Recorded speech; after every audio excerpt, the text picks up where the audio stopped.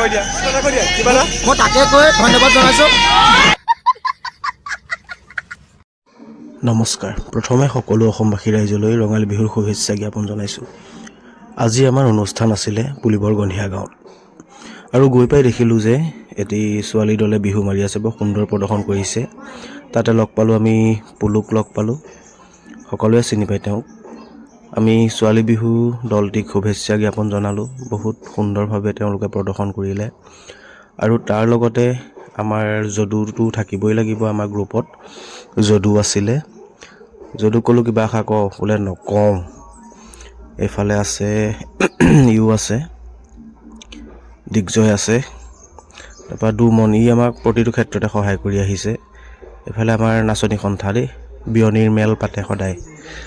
তাৰ মাজতে আমি দেখিলোঁ পংখীপ্ৰিয়া শইকীয়া, এটি সুন্দৰ বাঁহী, জুবিনদাৰ গীতত এটি সুন্দৰ বাঁহী গীত তেওঁ পৰিৱেশন কৰালে। আৰু আজিৰ নিশালৈ এইজন আমাৰ বিকি উজ্জ্বল, সকলোৱে চিনি পায়, তেওঁৰ আজি গীতৰ শৰাই আছিলে, লগতে গুডুদা আছিলে, আৰু তেনেকৈ দুজনমান আছিলে। আৰু আমাৰ বিহু আৰম্ভ হ'ল, কেইটামান ক্লিপ লগাই দিছোঁ, সকলোৱে কেনেকুৱা পায় ক'ব। লাইক, শ্বেয়াৰ, ছাবস্ক্ৰাইব কৰি দিব, কমেণ্ট কৰিবলৈ নাপাহৰিব। ধন্যবাদ। জয় আই অসম, জয় জুবিন দা।